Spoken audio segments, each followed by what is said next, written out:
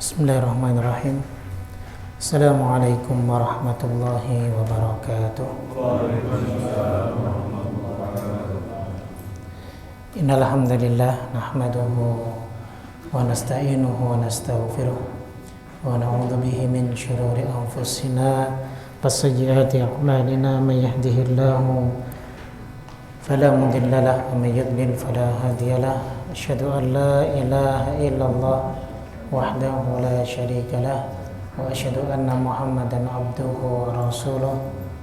Allahumma salli wa sallim wa barik ala habibina wa nabiyyina Muhammadin sallallahu alaihi wasallam wa ala alihi wa ashabihi wa man tabi'ahum bi ihsanin ila yaumiddin. Allahumma la sahla illa ma ja'altahu sahla wa anta taj'alul hazna idza syi'ta sahla.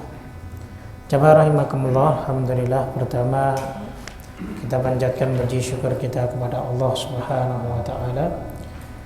Kemudian salawat dan salam tak lupa kita junjungkan kepada Nabi kita Muhammad sallallahu alaihi wasallam. Kita lanjutkan masih di pembahasan tentang salat-salat sunnah yang ghairu ratibah, yang selain salat sunnah mengikuti salat wajib.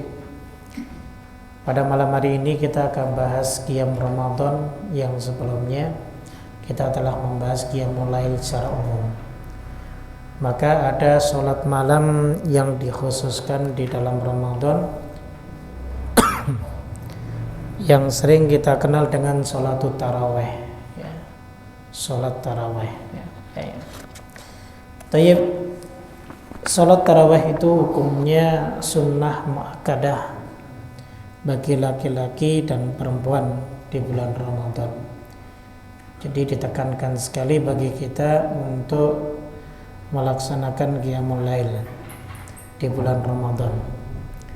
Dalilnya adalah sabda Nabi sallallahu alaihi wasallam yang diriwayatkan oleh Imam Bukhari dan Muslim, "Man qama ramadhana imanan wa ihtisaban, ghufira lahu ma taqaddama min dhanbihi." Barang siapa yang mengerjakan qiyam Ramadan karena iman dan mengharap pahala, maka diampuni dosanya yang telah lalu. Hadis ini riwayat Imam Bukhari dan Muslim. Jadi ini menjadi dasar agar kita mengerjakan sholat malam di bulan Ramadan yang disebut dengan sholatul taraweh, gitu. Baik, dengan cara apa sholat tarawih ini dikerjakan? Apakah munfaridan sendiri ataupun boleh dikerjakan secara berjamaah? Maka di sini ada beberapa riwayat. Di antaranya adalah dalam hadis yang sahih diriwayatkan oleh Imam Bukhari dan Muslim bahwa Rasulullah Shallallahu Alaihi Wasallam pernah mengerjakannya bersama para sahabat pada beberapa malam. Namun beliau tidak terus-menerus mengerjakannya. Sebab kenapa? Karena khawatir nanti jika sholat itu diwajibkan, sehingga tidak sanggup bagi kita untuk melaksanakannya. Andaikan sholat tarawih di bulan Ramadan itu hukumnya wajib. Siangnya kita sudah diwajibkan untuk berpuasa, kemudian malamnya lagi diwajibkan untuk mengerjakan sholat yang jumlahnya tidak sedikit. Sehingga kenapa Rasulullah Shallallahu Alaihi Wasallam tidak terus-menerus mengerjakannya bersama para sahabat? Artinya bahwa sholatul tarawih itu dikerjakan secara berjamaah. Meskipun boleh kita mengerjakannya sendiri, tapi dianjurkan atau disunnahkan untuk dikerjakan secara berjamaah. Ini sebagaimana dituturkan oleh Ummul Mukminin Aisyah radhiyallahu taala anha bahwa Nabi salat di masjid. Lalu orang-orang mengikuti salat beliau. Kemudian beliau salat pada malam berikutnya dan orang-orang bertambah lebih banyak lagi. Kemudian mereka berkumpul pada malam yang ketiga. Namun Nabi tidak keluar menemui mereka. Ketika subuh beliau mengatakan bahwa aku telah melihat apa yang kalian lakukan. Tidak ada yang menghalangiku untuk keluar mengimami kalian. Cuma aku khawatir apabila salat ini akan diwajibkan atas kalian. Begitu. Hal itu terjadi pada bulan Ramadan. Ya. Kemudian Rasulullah wafat dan keadaan manusia tetap seperti itu. Jadi artinya bahwa jika ada yang mengatakan salat tarawih itu Rasulullah dulu tidak pernah mengerjakan berjamaah, pernah. Diikuti para sahabat radhiyallahu taala anhum. Ya, dimaklumi oleh para sahabat radhiyallahu taala anhum. Cuma Rasul sallallahu alaihi wasallam tidak merutinkan setiap malam karena kekhawatiran beliau. Ya, takutnya nanti Allah menjadikan salat tarawih itu menjadi wajib bagi kita.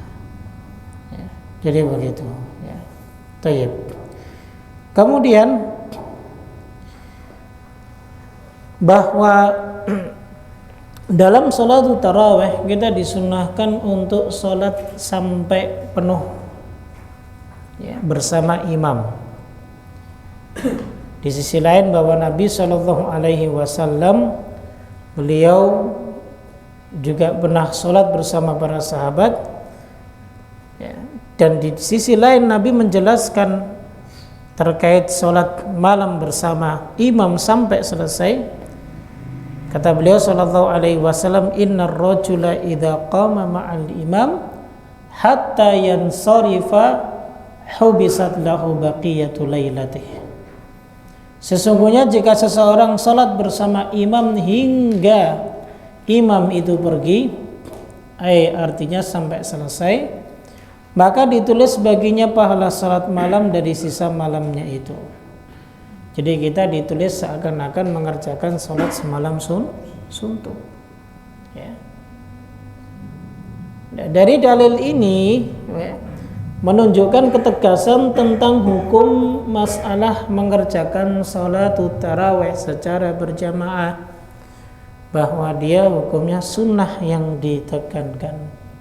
Meskipun tidak sampai ke derajat yang wajib, paling tidak ditekankan di dalam syariat agar supaya untuk apa? Untuk lebih memberikan semangat bagi kaum muslimin untuk menghidupkan malamnya mengerjakan salat tarawih. Begitu. Ya. Baik. Nah, kemudian hal itu setelah wafatnya Rasulullah SAW, maka diteruskan oleh para sahabat. Di antaranya adalah diteruskan di zamannya Nabi oleh Umar bin Khattab radhiyallahu taala anhu. Begitu. Baik. Kemudian jamaah rahimakumullah, kita lihat jumlah rakaat salatu tarawih. Ada berapa rakaat sih jumlahnya? Nah, di sini ada beberapa pandangan para ulama tentang jumlahnya. Di antaranya adalah ada yang mengatakan bahwa jumlah salat tarawih itu 11 rakaat. 11 rakaat. Kenapa? Karena jumlah inilah yang dipilih oleh Nabi Shallallahu Alaihi Wasallam untuk dirinya. Nabi itu sering mengerjakan salat malam 11 rakaat. Tapi bukan berarti Nabi Shallallahu Alaihi Wasallam membatasi jumlah rakaat dalam salat tarawih. Ya, tapi yang dikerjakan oleh Nabi Shallallahu Alaihi Wasallam itu adalah 11 rakaat. Itu yang pertama. Kemudian yang kedua, jumlah yang kedua adalah 20 rakaat selain witir. Ini pendapatnya mayoritas ulama. Di antaranya ada Imam Syafi'i, ada Ashabur Ra'yi, Imam Abu Hanifah, kemudian Ibnul Mubarak, seorang ulama dari kalangan tabi'ut tabi'in, dan juga Umar dari sahabat Nabi, dan Ali dan para sahabat yang lainnya. Nah, mereka memilih 20 rakaat selain witir karena ini pun dikerjakan oleh Umar bin Khattab dan beberapa para sahabatnya. Ya. Bahwa Umar mengumpulkan manusia untuk salat tarawih di belakang Ubay bin Ka'ab dan Tamim Ad-Dari dengan 21 rakaat. Ya. Jadi yang menjadi imam adalah Ubay bin Ka'ab dan Tamim Ad-Dari. Jumlahnya berapa? 21 rakaat. Mereka membaca 100 ayat dan baru selesai ketika menjelang fajar. Ya. Jadi kalau mau 21 rakaat jangan lebih cepat dari 11 rakaat. Intinya begitu. Ya. Karena memang yang jadi masalah adalah kekuatan fisik dan iman kita. Orang kalau imannya baik, ya, jadi akan menjadikan fisiknya itu kuat. Akan menjadikan fisiknya kuat. Tapi kalau orang imannya rapuh, sebesar apapun dia badan akan mudah sakit. Akan mudah tumbang fisiknya. Ya, jadi begitu.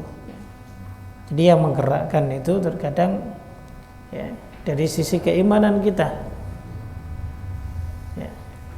Selama apapun sholat itu dikerjakan, ya, kalau kita sudah siap mengharap pahala dari Allah, maka tentunya kita akan siap pula untuk mengikuti imam kita. Ya, jadi begitu. Ya. Ya, tapi sekali lagi ini nasihat bagi makmum.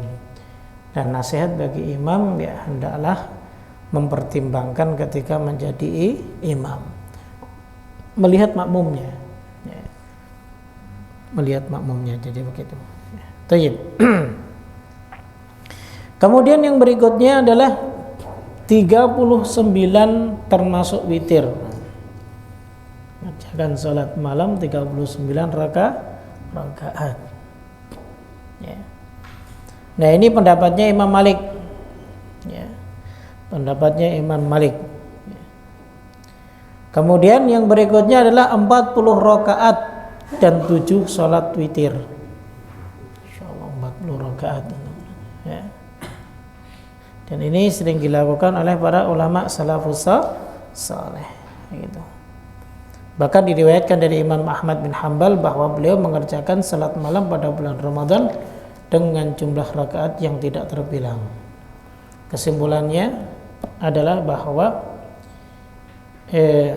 sebagaimana dikatakan oleh Ibnu Taimiyah rahimahullah ta'ala bahwa semua jumlah bilangan ini boleh, artinya tidak ada batas. Kalaupun kita ingin mengerjakan 11, kalau ingin mengerjakan 23, dan seterusnya. Tapi sifat sholat malamnya Nabi Shallallahu Alaihi Wasallam adalah 11 rakaat. Ya. Berarti kita mencontoh dan mengikuti Nabi Shallallahu Alaihi Wasallam. Kalau kita mau mengambil 21 atau 23 rakaat, berarti kita mencontoh dari perbuatannya sahabat Umar radhiyallahu taala anhu. Dan alaikum bisunnati wa sunnati al-khulafa ar-rasyidin al-mahdiyyin min ba'di. Wajib bagi kalian untuk mengikuti sunnahku dan sunnahnya para khulafa ar-rasyidin. Di antaranya khulafa ar-rasyidin siapa? Sahabat Umar bin Khattab radhiyallahu anhu. Jadi kesimpulannya adalah enggak usah dipermasalahkan. Bagi yang ingin 23 rakaat ya silahkan 23 rakaat. Bagi yang 11 rakaat ya silahkan 11 rakaat, begitu ya.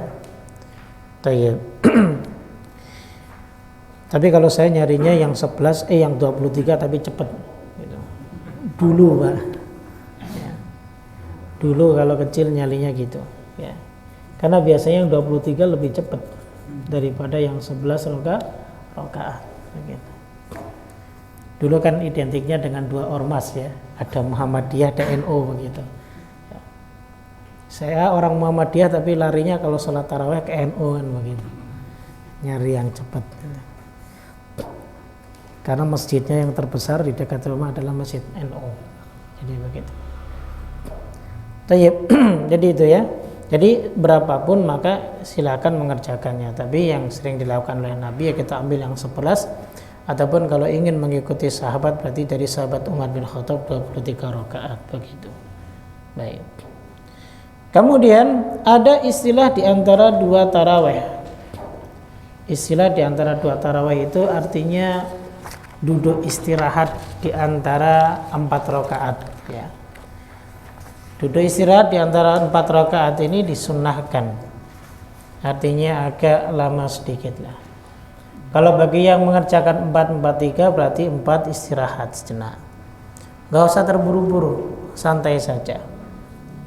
Ya. Saya pernah memanggil teman untuk menjadi imam di satu masjid. Ya, masjid ini masjid besar juga. Ketika teman saya itu mempraktekkan sunnahnya, duduknya istirahat agak lama, jamaah udah pada protes, kelamaan amat duduknya begitu. Padahal itu yang disunnahkan. Terus dia telepon saya, Syekh gimana ini? Kok saya diprotes sama jamaah katanya, duduknya terlalu kelamaan begitu. Mungkin lama sekali. Ya, jadi begitu ya. Jadi itu terjadi. Ya. Jadi memang karena memang namanya salat tarawih adalah salatut tarwih. Tarwih itu santai. Ya. Santai, tenang ya. Enggak perlu terburu-buru ya, begitu. Ya. Makanya kalau pas masuk Ramadan ini masjid ya perlu ditambah AC. Ya. Biar lebih tenang. Tambah tidurnya ya. Sekarang kan semua masjid alhamdulillah ada AC-nya. Baik begitu. Jadi ada duduk istirahat yaitu di antara 2 tarawih yaitu 4 rakaat istirahat, 4 rakaat istirahat. Jadi begitu. Baik. Kemudian yang berikutnya bacaan dalam salat tarawih. Apakah harus dikhatamkan? Tidak harus. Ya. Tidak ada sunnahnya satupun dari Rasulullah yang menunjukkan tentang pembatasan bacaan dalam salat tarawih. Ya, panjang bacaan berbeda-beda. Ya, menurut perbedaan kondisi. Ya. Dan sebagai imam ya harusnya melihat makmumnya agar supaya tidak ditinggal. Begitu. Ya. Nah itu makmumnya itu senangnya yang cepat-cepat Pak. Ya, kulhu, jadi begitu. Itu senangnya, semangatnya luar biasa. Ya. Saya sempat dulu dipanggil di mana? Di Duri Kosambi pernah. Memang saya bacanya 1 rakaat itu Masjid Muhammadiyah jadi 11 rakaat ya. 1 rakaat itu 1 muka. Ya. Tapi bacanya cepat Pak. Contohnya innal ladzina kafaru sawa'un 'alaihim a'andzartahum am lam tunzirhum la yu'minun khatamallahu 'ala qulubihim wa 'ala sam'ihim. Jadi cepat ya. Nah, besoknya enggak ada yang sholat. Terus minggu ketiganya, hari ketiganya ditanya, dinasehati sama pengurusnya, Ustaz dikurangi sedikit begitu. Oh iya saya senang ya. Jadi 1 rakaat 2 ayat, 1 rakaat 2 ayat itu lebih mudah ya. Di Mubarak pun begitu, paling setengah muka 1 rakaat, 1 rakaat setengah muka. Itu pun kalau sama sholat isya itu ya selesai jam 9, jam 9, 10 menit lah maksimal sudah dikondisikan. Jadi kalau setengah muka segitu, kalau 1 muka ya sampai setengah 10 ya, setengah 10 sampai setengah 10 lebih lah. Jadi begitu ya. Sekali lagi hendaklah yang menjadi imam itu melihat makmumnya agar supaya makmumnya semangat ya untuk mengerjakan salatul tarawih. Jangan hanya karena imamnya setiap malam 1 juz ya. Yang senang yang muda-muda, yang tua-tua nggak ada lagi yang datang. Ya. Kadang di Protestan, ente itu aslinya hafal Quran nggak sih? Nah, gitu kan. Masa sholat tarawih kok imamnya cuma sedikit-sedikit? Ya. Sempat ada yang protes seperti itu. Saya bilang sama orang itu, ya sudah kita sholat tarawih bareng, nanti saya yang jadi imam 2 juz, mau enggak? Tak gitu kan, kita berdua saja, enggak usah sama yang lainnya. Ya, jadi sebagai imam itu harus punya keadilan, ya.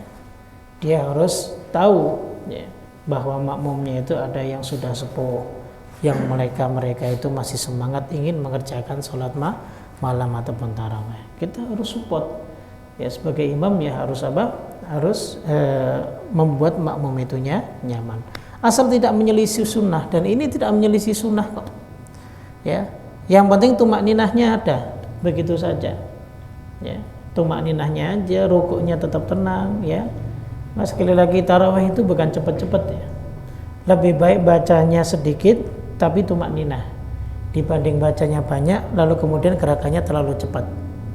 Ya syukur-syukur bisa bacanya agak banyak sedikit dan tumakninah. Terkadang tidak, hanya untuk mencapai jumlah rakaat yang banyak, akan tetapi menghilangkan tumakninah. Kita belum iktidal sama Allah udah sujud dulu imamnya, kan begitu. Sempat dulu kami kalau di Bekasi mahasiswa itu selalu nyari-nyari tempat taraweh, muter-muter itu. Ketika itu nggak ada pintu kanan, nggak ada pintu kiri, adanya pintu belakang. Kejebak kita di tengah-tengah sholat taraweh begitu. Belum i'tidal sudah imamnya glosor sujud ya. Kemudian duduk antara dulu sujud lagi, bangkit lagi. Kita belum sujud yang kedua aja imam sudah bangkit. Cepatnya luar biasa. Nah kita mau keluar nggak bisa, kejebak. Karena apa? Setelah assalamualaikum warahmatullahi wabarakatuh, kemudian bangun lagi, Allahu Akbar, ya sudah. Kita nikmatin di situ sampai selesai. Salah sendiri kan gitu. Jadi kabari teman katanya tempat itu sholatnya cepat, ternyata bukan cepat, kecepatan ya sholatnya. Jadi begitu. Tayyib. Jadi nggak ada satupun yang menyebutkan bahwa harus khatam, itu tidak perlu. Gitu. Tapi sesuai dengan keadaan dan kondisi kita masing-masing. Baik. Kemudian berikutnya adalah sunnah mengerjakan salat bersama imam hingga selesai. Tadi sudah kita jelaskan hadisnya sedikit tadi. Ini ada hadis tambahan lagi, riwayat Imam Abu Dawud dan Tirmidzi. Nabi SAW bersabda, "Man qama ma'al imami hatta yansarifa kutiba lahu qiyamul lailah." Barang siapa yang salat bersama imam hingga selesai, maka ditulis baginya pahala qiyam semalam penuh. Ya. Jadi bagi antum sekalian ya, salatlah bersama imam sampai selesai. Ya. Kalau sekarang ada istilah salat malam kalau di 10 terakhir ya. Antum bisa ambil salah satunya, enggak mengapa. Enggak usah di malam hari juga enggak mengapa. Ya, salah satunya, enggak perlu dua-duanya. Enggak perlu dua-duanya. Ambil salah satunya, tutup dengan witir, ya sudah selesai. Ya. Karena terkadang sekarang ada yang mengadakan sholat tarawih itu sore dan malam. Ya. Entah tujuannya apa, wallahu alam. Ya. Ada yang menyebutkan bahwa untuk malam itu kan qiyam. Nah sekarang ba'da isya itu qiyam bukan? Qiyam juga, qiyam malam bukan? Malam, cuman beda waktunya, yang satunya itu di sepertiga terakhir, yang ini di sepertiga awal. Dan salat malam, sifat salat malamnya di bulan Ramadan itu ya ba'da salatil Isya. Jadi begitu. Bukan berarti kita melarang untuk salat malam yang jam 2, jam 3 itu tidak ya. Akan tetapi sifat sholat malam itu adalah ya ba'da isya pun itu bagian daripada malam. Jadi begitu. Antum mengerjakan sholat ya ba'da sholatul isya dengan mengerjakan qiyamul lail, ya pahalanya sama, enggak ada bedanya. Ya. Kalau itu bertepatan malam Lailatul Qadar, ya man qama Lailatul Qadri imanan wa ihtisaban ghufira lahu ma taqaddama min dzambi. Barang siapa yang sholat di malam Lailatul Qadar dalam keadaan iman dan mengharap pahala dari Allah, maka dosanya akan diampuni, dosa yang telah lalu. Nah, tinggal malamnya setelah kita sholat ba'da isya misalnya, kita manfaatkan untuk ibadah kepada Allah. Ya kan, Lailatul Qadar itu kan tidak hanya sholat malam, baca Quran. Jadi bacaan Quran kita itu lebih baik daripada kita membaca Al-Quran selama 83 tahun lebih. Bayangkan. Atau mengerjakan salat-salat mutlak yang lainnya diperbolehkan. Jadi begitu, pilih saja salah satu, nggak perlu dua-duanya, nggak perlu terlalu gulu berlebihan, ya. Jadi begitu. Akhirnya apa? Kita tidak mengikuti salat sampai selesai bersama imam, ya kan? Di tarawih yang pertama kita tidak mengikuti sampai selesai, atau bahkan ada yang menggenapkan witirnya. Ya, ketika imam itu witir yang terakhir, dia bangkit lagi sendiri, dia tambah satu lagi. Ya. Entah nasnya dari mana, wallahu taala alam bisawab. Dalilnya juga wallahu alam bisawab, saya tidak tahu. Ya. Tapi yang jelas kita sudah bahas tentang sholat witir kan, bahwa untuk menambal agar supaya menjadi sholat yang genap itu, ini merupakan perkara yang baru dalam syariat, ya kan? Dan tidak ada dalam syariat seperti itu. Ya, ambil saja salah satunya. Nah itu, ya. Nah itulah pembahasan tentang qiyamul lail. Sebentar lagi kita akan Ramadan ya, insya Allah. Paling enggak sedikit ini buat bekal, ya. Atau perlu diperdalam lagi, lebih diperjelas. Ya, nanti ada pembahasan yang lainnya, begitu. Ya, Thayyib. Insyaallah untuk minggu depan mungkin, ya, karena kita mau masuk bulan Ramadan, jadi pas jadwal saya di sini nanti kita akan bahas fikih Ramadan, ya, agar supaya lebih memantapkan lagi. Ya. Saya sudah tahu saat saya juga udah tahu. Ya. Saya sudah paham, sama saya juga udah paham kan. Mungkin ada yang lupa kan, barangkali kita bisa saling mengingatkan. Tuh ya, tentang fikih Ramadan.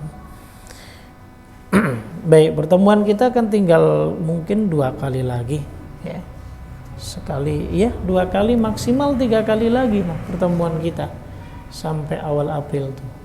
Saya bisanya itu 2 kali atau 3 kali lagi. Karena insya Allah saya mau safar sekitar itu Pak. Ya, insya Allah kita bahas tentang fikih Ramadan, biar kita tahu ya, yang harus membayar fidyah itu siapa, ya kan?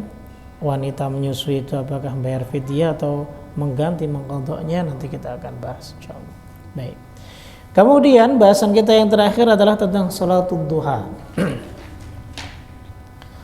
Duha menurut ahli fikih ialah waktu antara meningginya matahari hingga tergelincirnya. Ya. Ya sekitar syuruk 15 menit lah. Ya. Waktu syuruk ditambah 10 sampai 15 menit. Itu waktu salat duha. Makanya waktu itu sebenarnya sama dengan waktu salat isyraq, salat syuruk. Makanya sebagian ulama tidak ada yang tidak mau menamai salat itu adalah salat syuruk, tapi menamainya adalah salat duha di awal waktu.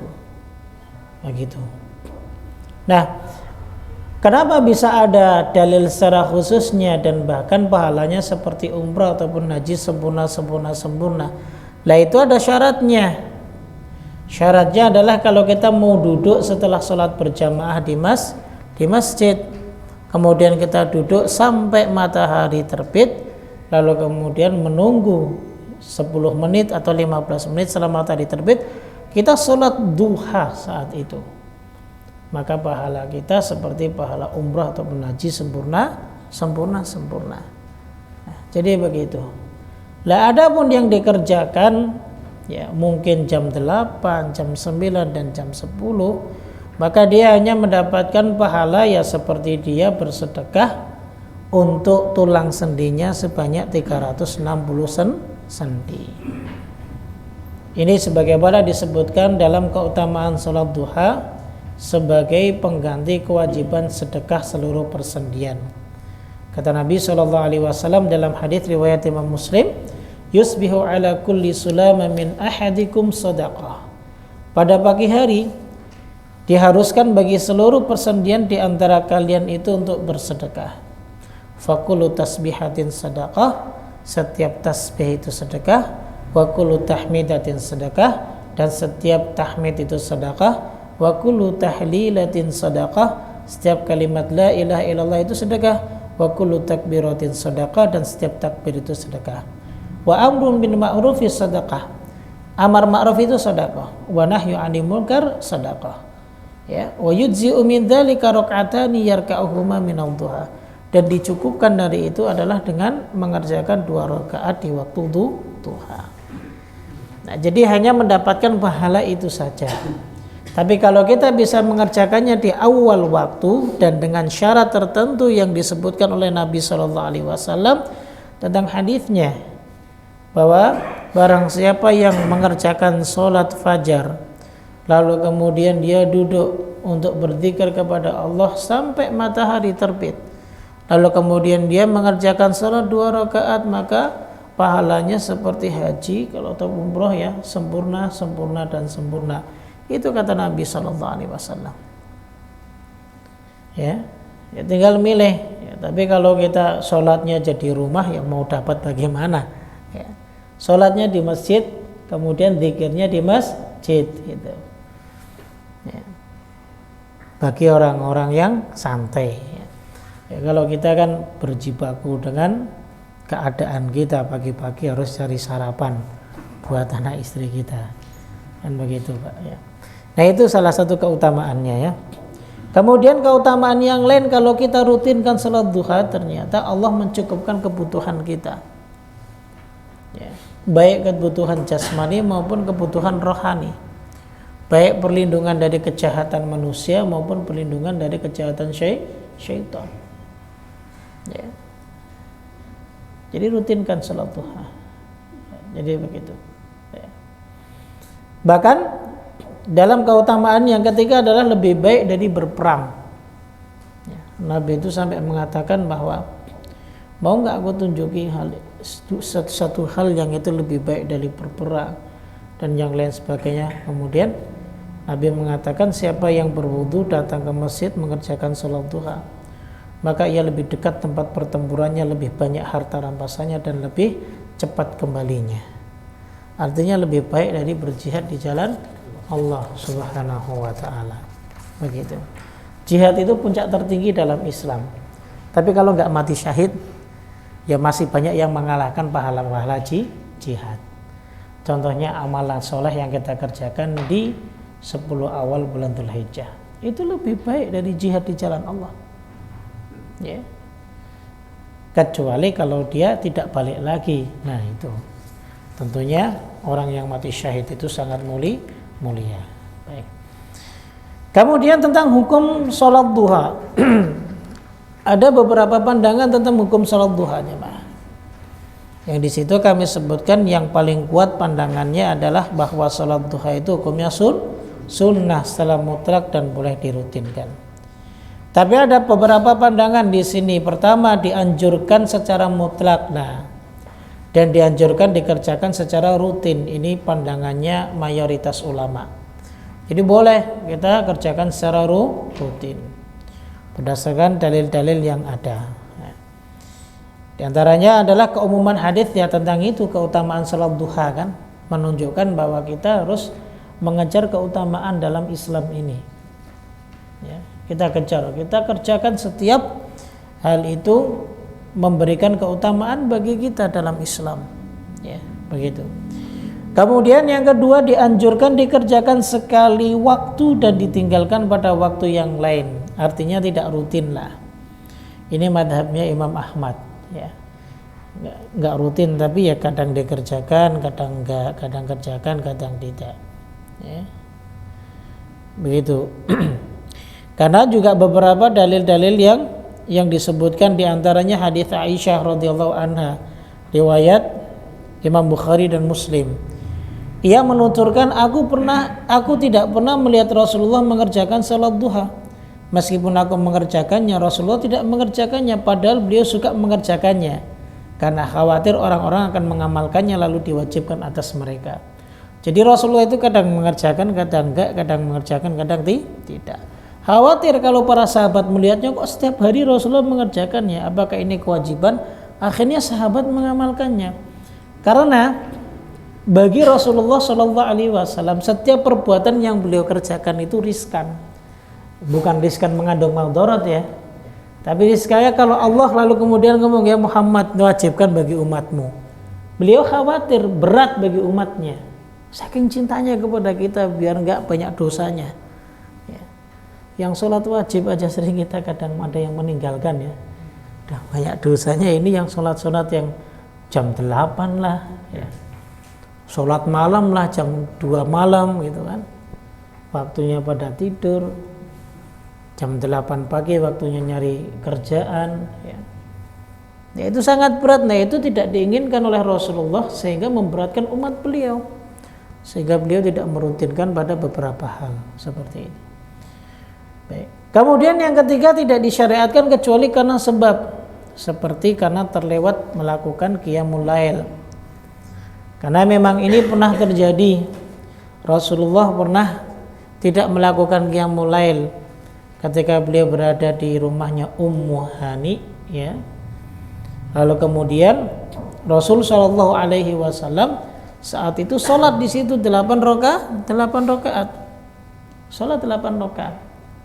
Nah, dianggap itu adalah sholat duha. Ya, padahal itu adalah qadanya sholat malam. Nah, jadi begitu. Ya. Tapi yang jelas adalah bahwa kalau kita kembali kepada pandangannya mayoritas ulama, maka kita boleh merutinkan kok. Bahkan dianjurkan sekali bagi kita untuk merutinkannya. Begitu. Baik.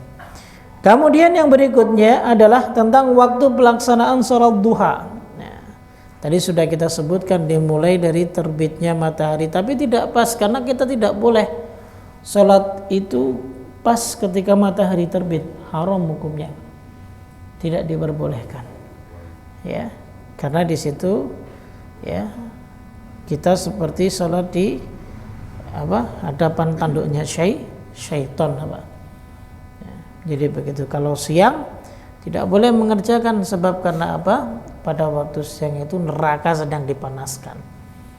Nah, jadi begitu. Ada sebab-sebabnya kenapa kita dilarang di 3 waktu kan?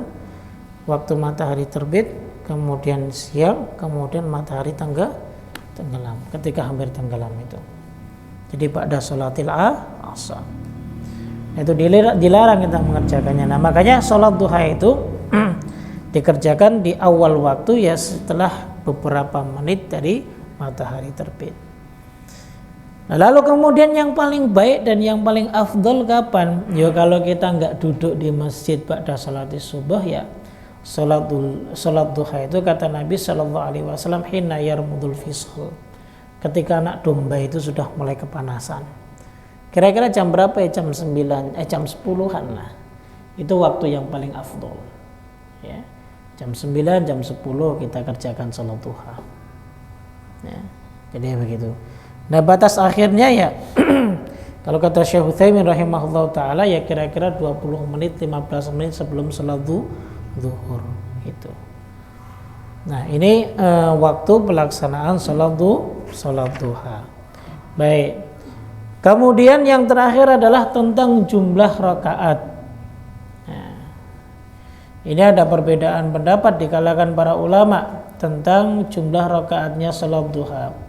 Pertama adalah maksimal 8 rakaat. Nah ini seperti yang dituturkan oleh Ummu Hani. Ia pernah melihat Rasulullah sholat 8 rakaat. Jadi begitu ya.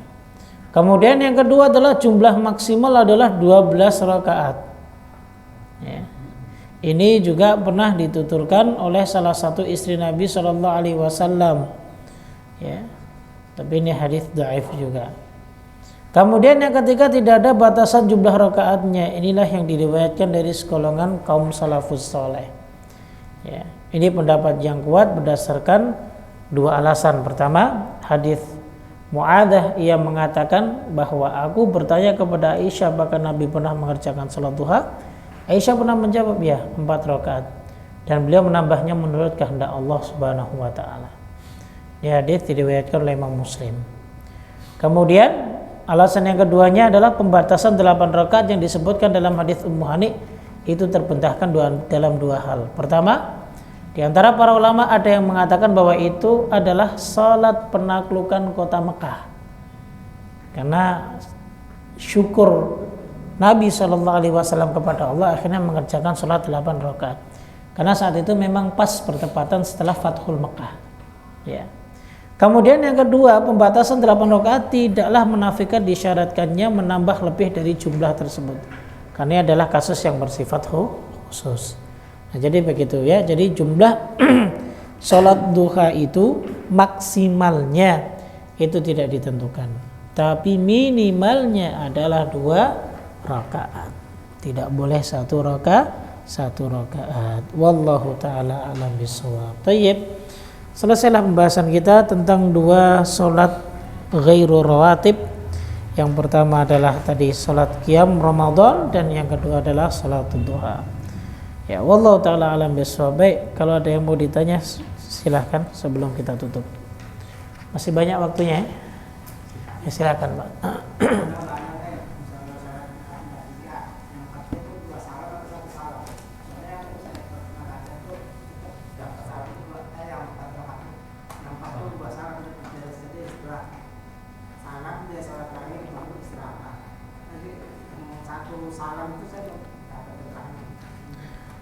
Tayyib.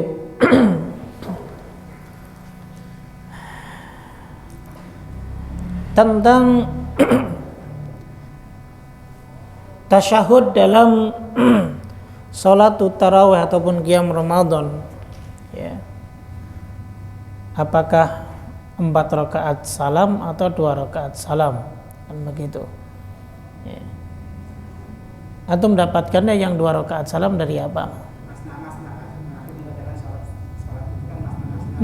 Salat masna-masna. Terus antum belum dapat keterangan yang 4 rakaat 1 salam. Ini hadis yang diterangkan oleh Ummul Mukminin Aisyah radhiyallahu taala anha. Kata Aisyah radhiyallahu taala anha ketika mensifati salat malamnya Nabi sallallahu alaihi wasallam, beliau salat 4 rakaatin, 4 rakaat, lalu kemudian setelah itu kemudian beliau duduk dan jangan ditanya seberapa panjang duduknya. Setelah itu beliau bangkit lagi mengerjakan 4 rakaat, kemudian duduk dan jangan ditanya lagi seberapa panjang duduknya.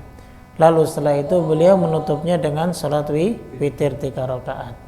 Jadi bagi sebagian para ulama menyebutkan bahwa pelaksanaan salat tarawih dari hadisnya Aisyah radhiyallahu taala anha itu adalah sekali salam.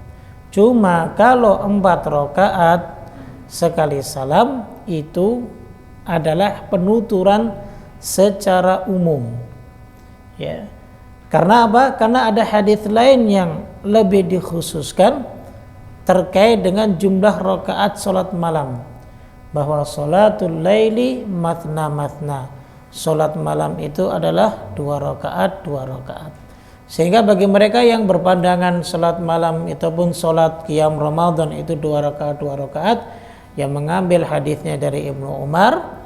Tapi kalau yang 4 rakaat salam yaitu mengkhususkan hadisnya dari Ummul Mukminin Aisyah radhiyallahu taala anha. Begitu Pak. Al-majal wasi'. Ya, tempat untuk mengambil kesimpulan ya luas. Bagi siapa yang mau mengambil 4 rakaat salam ya silakan. Bagi siapa yang mau mengambil 2 rakaat salam maka itu lebih afdol dan lebih utama tentunya. Wallahu a'lam bishawab. Ada lagi silakan.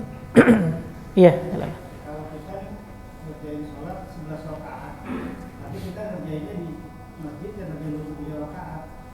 Pas 8 rakaat kita keluar dari masjid itu ngopi dulu kemudian sholat. Tapi nanti witir baru balik lagi gitu. Ya berarti antum tidak mendapatkan pahala sholat semalam suntuk. Mau ngopi dulu atau gimana? Kalau kita menjadi makmum yang imamnya mengerjakan 23 rakaat, ikuti. Karena ya, meskipun 23 rakaat tidak pernah dikerjakan oleh Nabi, tapi ini dikerjakan oleh banyaknya para sahabat saat itu. Andaikan itu salah, pasti di antara para sahabat ada yang memprotes atas tindakan Umar bin Khattab radhiyallahu taala anhu ketika mengumpulkan kaum muslimin saat itu di bawah pimpinannya Ubay bin Ka'ab dalam sholat taraweh di bulan Ramadan sebanyak 23 rakaat. Seperti itu. Jadi intinya pilihan. Ya monggo silakan yang mau 23, silakan yang mau 11 rakaat. Tapi jangan sampai menghilangkan tumakninah dalam sholat. Intinya di situ aja. Wallahu a'lam bishawab. Ya, enggak usah ngopi dulu. Selesaikan. Biar dapat pahala semalam suntuk begitu ya. Ya, silakan Pak Kamal. Kalau melihat dari keutamaan sholat di rumah, apakah berarti lebih afdol dikerjakan di masjid daripada di rumah? Tayyib. Dikerjakan di masjid itu jika seandainya kita punya kesempatan untuk mendapatkan pahala seperti kita berhaji atau umroh sempurna. Ya dengan cara kita dari ba'da sholat subuh sampai matahari terbit kita bisa duduk di masjid dan zikir kepada Allah. Tapi kalau kita tidak mampu ya kita sholat di rumah. Karena salat yang paling baik inna afdhalas salati salatal mar'i fi baiti. Seafdal salatnya seorang hamba itu adalah di rumahnya illal maktubah kecuali salat wajib. Jadi salat sunnah itu sebenarnya yang paling afdal dan yang paling utama adalah dikerjakan di rumah. Itu yang paling utama. Ya, bukan di masjid. Ya, cuman dulu rumahnya Nabi samping masjid. Ya. Rumah kita nyarinya masjid yang jauh. Kalau kita sholat sunnah di rumah, apalagi masjidnya nggak ada waktu untuk memberikan jeda, ya sudah kita telat. Akan lebih baik kita mendapatkan takbiratul ihram yang pertama bersama imam, dibanding kita disibukkan mengerjakan sholat sunnah, akhirnya kita tertinggal takbiratul ihramnya bersama imam. Jadi begitu ya. Baik, jadi kalau kita ingin mendapatkan keutamaan dari yang disabdakan Rasulullah ya memang utamanya di masjid. Tapi kalau kita nggak ada waktu, punya kesibukan ya sholat sunnah itu paling utama ya dikerjakan di rumah. Sholat apa saja dikerjakan di rumah. Wallahu a'lam bishawab. Ada lagi?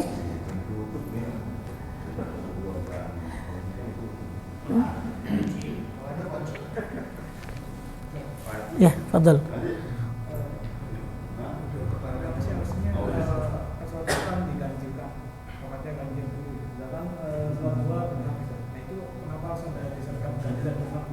Kenapa? Pertanyaannya, maaf. Kan kalau witir kan sholatnya harus diganjilkan. Sedangkan sholat dua digenapkan. Kenapa harus ada syaratkan ganjil dan genap? Ya. Karena namanya witir. Kalau genap pasti namanya bukan witir, syaf'un. Bener nggak? Ya. Karena namanya salat witir berarti harus ganjil, Mas. Ya. Jadi nanti kalau pertanyaannya kenapa nggak dikenapan saja seperti salat duha dikenapkan ya? Nanti akan ada syariat baru lagi namanya salat syaf'un, bukan salat witrun begitu. Makanya kenapa dia ganjil karena memang namanya sholat witir begitu. Nah. Ya kalau mau lebih jauh lagi kenapa diganjilkan ya kita nggak tahu kan itu Rasulullah yang mengerjakan begitu. Ya. Apakah ada hikmahnya? Setiap syariat itu pasti ada hikmahnya. Ya di antara hikmahnya kan itu keutamaan itu kan hikmah. Itu di antara hikmahnya seperti itu. Nah, adapun hikmah kenapa harus sekian, nah itu mungkin dibalik itu wallahu ta'ala alam Rasulullah yang mengetahui. Kenapa sih sholat isya harus 4 rakaat? Ya akhirnya ketemunya begitu. Kenapa sholat maghrib harus berbeda 3 rakaat? Kenapa sholat subuh kenapa harus 2 rakaat? Gitu. Nah itulah syariat. Nah untuk di ranah itu Ya yang tahu adalah Allah dan Rasulnya, seperti itu. Allah a'lam. Ada lagi Pak? Cukup ya? Kalau cukup kita cukupkan. Subhanakallah bihamdik asyhadu an la ilaha illa anta astaghfiruka wa atubu ilaik. Assalamualaikum warahmatullahi wabarakatuh.